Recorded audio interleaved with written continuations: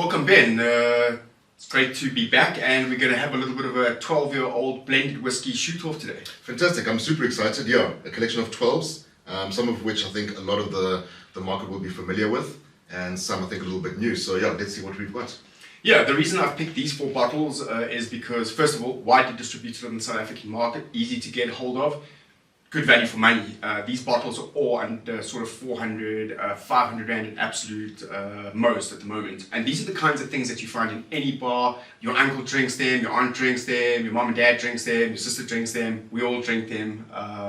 And there's a reason that they're very popular. The first thing to note is that they're blended. So what that means is that you will get a person with a very well-trained palate.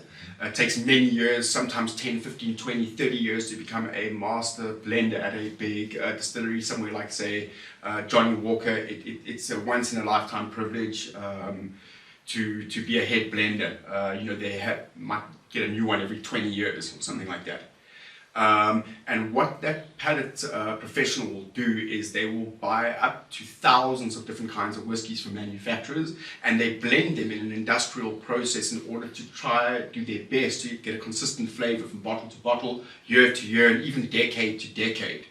It's not always quite possible.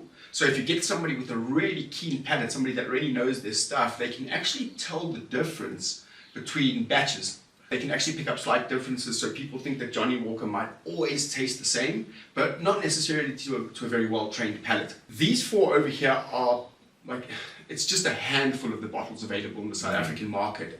Blends are much more affordable, and they're often easier to drink.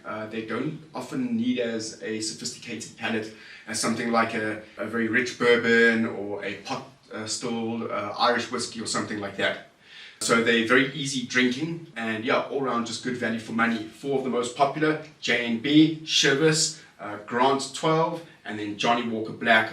People will see these on all of their shelves. This one over here, if I'm not mistaken, is the least expensive of the 4. Let's give it a shot then. Perfect. Try that.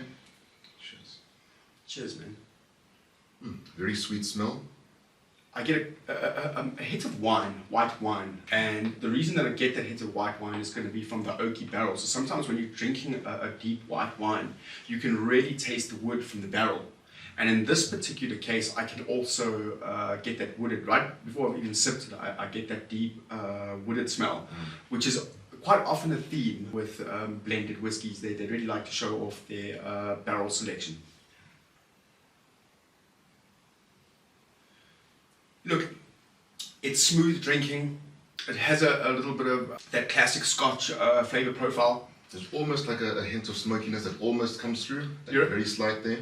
You're 100% right, Ben. There's definitely some kind of smokiness that just comes back. I wouldn't be surprised if somewhere in their blend they had something like a Lagavulin or an Ardbeg, but a very, very small amount of it. Not enough to kind of drive up the barrel price. I'll be completely honest with you and say, I find this to have a very narrow flavor profile. So for me, if you've got somebody that's just starting out drinking whiskies or needs spirits, this might be a really good option. It doesn't require too much concentration to get all the flavor profiles out. It's nice, smooth drinking. You get a little bit of a fiery hit on the palate at the back. But all around for a 12-year-old Scotch at this kind of price, it's not bad, but it's not necessarily my favorite. I personally would rather spend a little bit more on the South African market, 50, 60 Rand more maybe, and it just kicks you up into a range of stuff that I think is slightly more enjoyable. It is, however, pleasant drinking, good value for money, and the bottle looks great, makes a nice gift. Easy going for the first round there. Yeah, it's kind of where I am with it, Ben. It's kind of good, but it's a little bit boring. It's a little very bit much a boring. middle ground. It's easy, but it doesn't do anything. It doesn't. Yeah, it's not going to blow my mind. Okay. Now we have one of the most popular. Pretty much everybody that drinks whiskey in South Africa knows this. It's been on the South African shelves for a really, really long time. Globally available everywhere. Very well recognized name. They do a huge range of products as well. This is the 12. They do older stuff as well. They do special bottlings often. And just super, super popular. The packaging on these bottles, even though these ones are black and they have a kind of different shape, the one thing that's interesting to note is because they are trying to reduce costs, screw cap, No corks. Screw cap. So it's an interesting thing to note that as a sign of quality, you usually find when companies are prepared to put in just that little bit of effort, they cork it instead of putting a screw cap on, although in reality it makes very little difference. Okay. So let's get into this. That. Oh, I mean, this just brings up memories of drinking whiskey when I was young, man. I think this might have been one of the first bottles I nicked out of my uncle's liquor cabinet when I was in my late teens. I was over 18, late teens. Yeah, super popular one. I think for a very long time, a lot of South Africans use this as sort of the premium, the go-to. If you had a bottle of Shivers in your drawer, then you knew a thing or two about a whiskey. Ben, like, I have to be honest right off the bat and say it is just pleasant. It's so pleasant. I almost don't want to like it because there's this inner snob in me that goes, it's not a single malt, it's not a copper pot whiskey, it's a blend, it shouldn't be this good. It's just easy drinking. It's incredibly easy, yeah. This is exactly why it's so popular. I can do a couple of these in a day. On the front of the palate, first of all, it's got a different mouthfeel. It's got it's less watering. It coats the mouth a little bit in a slightly more oily way than a lot of whiskies that are maybe just kind of have a thinner palate. And then I get Frangelico liqueur. Okay, I was getting a bit of the vanilla, a bit of a vanilla-ness about it. There's a vanilla nuttiness that comes right at the beginning of the palate. And that combination of nice, light, sweet nuttiness with the vanilla, it almost tastes like Frangelico liqueur to me. It just goes down so smooth. It's so smooth in the palate, coats the mouth nicely. It smells absolutely fantastic. It's not overpowering on the nose. And once you're done with that palate up front of the vanilla and the nuttiness, a little bit like a really nice smooth liqueur, you then go into those whiskey flavors. You're then getting the mash bill, you're getting a little bit of wheat, you're getting a little bit of barley. It's got a very, very slight amount of burn on the way down, just enough to give that last little feel of spice at the end. Truly, for its money, if you're not an experienced whiskey drinker and you just want to have something around for easy sipping or to give guests when they come, let me tell you, there's a reason that this is so widely sold. I would say that for its money, look, it's quite expensive. I mean, you're talking about $400-500 in a bottle, but for its money, as a blend, like I said, I want to hate it, but it punches above its weight. Yeah, it's popular for a reason. Onto the Grants. Also in a black bottle. I know we've spoken a little bit about designs in the past, and sort of, I guess, some of the simplicity here. The Grants bottle, which is sort of this triangular shape there, I guess appeals to the eye, number one. I think you've mentioned in the past how we sort of start drinking and we eat with our eyes, same thing. I think this already, the black gives it an element of elegance, and then the different shape as well, I think is quite appealing. The packaging is just fantastic. You find that the mass Scottish manufacturers usually like to go for slightly more budget-friendly packaging in order to be more competitive in the global market. A little bit like this bottle of Johnny Walker over here. You can see it's just a basic screw cap, standardized bottle that they use almost across the range. Nothing too exciting in terms of that. What Johnny Walker do, it's their trademark. The original thing is they angled the label. So 50 years ago, when all the whiskies were on the shelf in the shop, everyone had a straight label. All used to be more or less the same height. Okay. These guys went slightly lower at an angle. Brilliant. And it differentiated themselves, and they've kind of never changed the packaging. So it all sort of stays like that. These guys have really gone the extra mile. So if you're looking to gift something, or you want something that looks really nice on your bar or on the booze tray that you have at home, this is just an unbelievably cool bottle. It really does look good. It's kind of like black tie, I guess. Absolutely. Let's give this a shot. It's much less popular in the South African market. You find the cheaper bottlings of Grants sell in much higher volumes. Mm-hmm.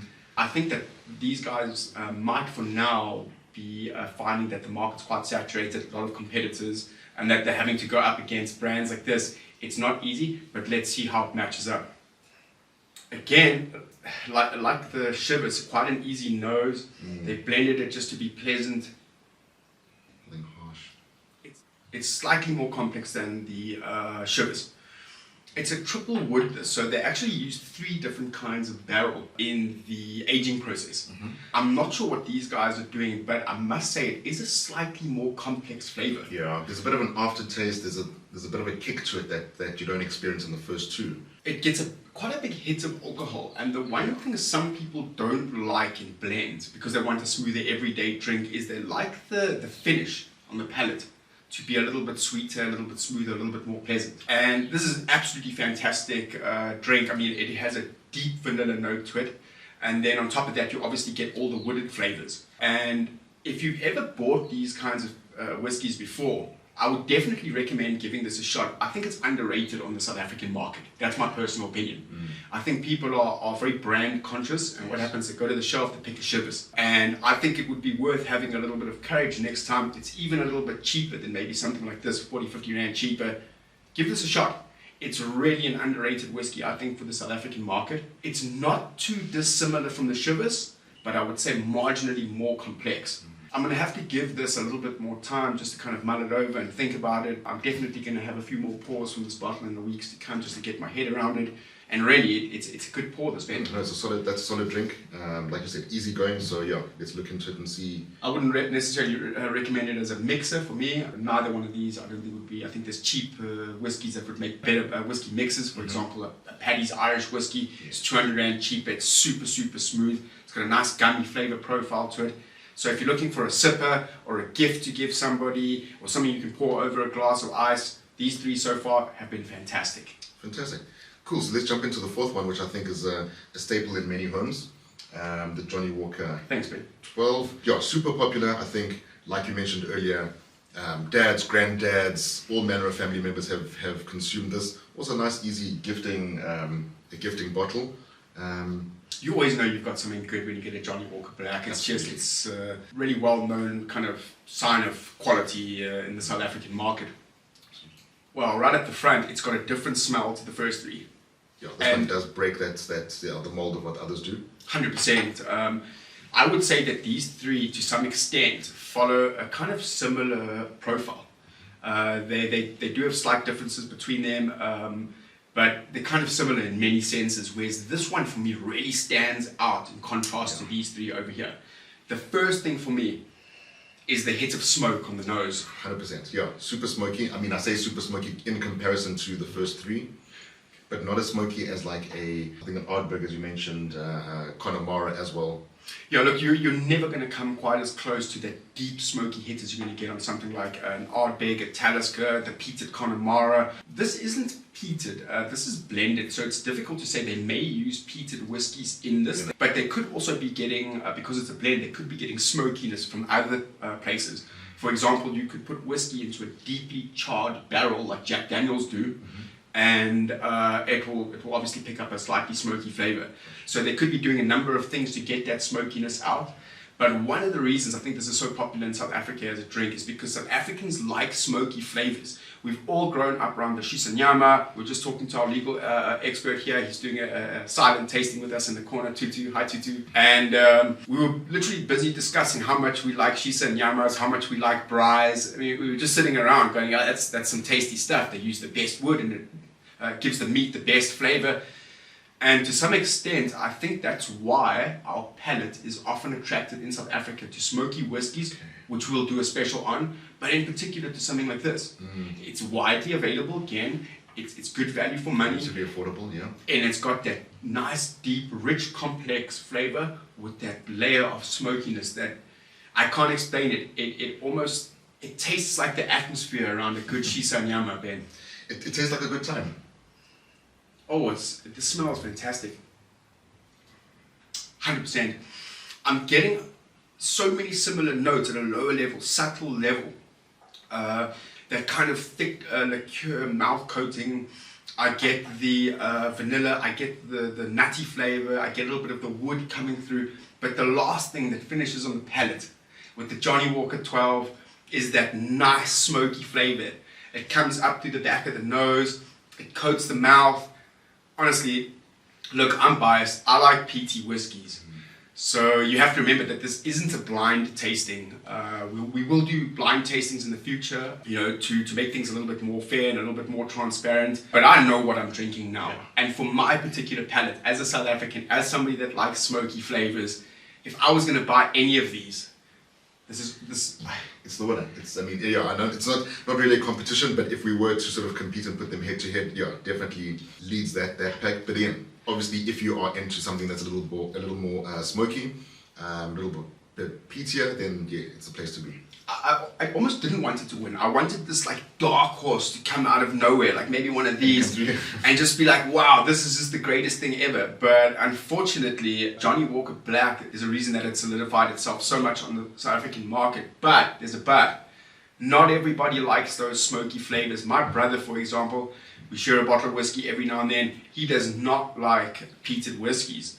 If I brought something like this to him, it's simply he wouldn't enjoy the pour nearly as much as he would enjoy something like this. In fact, I know he enjoys shivers. So when you're drinking whiskey, you also have to remember where it is in the category, what kind of flavor profile you're looking for. So it's completely understandable. Not everybody likes the smoky stuff. And if you would like to stay away from the smoky stuff, or maybe you don't want flavors that are excessively wooded, this one's got quite a wooded flavor, a little bit like white wine, I would then recommend something like this. Smoky, don't like the smoky stuff, good value, dark horse, something new to try. Fantastic. Yeah, so we draw to this end of our episode on the 12-year-olds this week. Yeah, fantastic flavors. I think we've opened up some brilliant little conversations, and I guess people can go out there, buy them. Again, remember, shop responsibly, drink responsibly. If you are driving and traveling, always make sure that you've got a safe way to get home, Uber, taxi, that sort of thing. And yeah, enjoy your drinks. Thank you very much for joining us. Till next time, ciao for now. Cheers.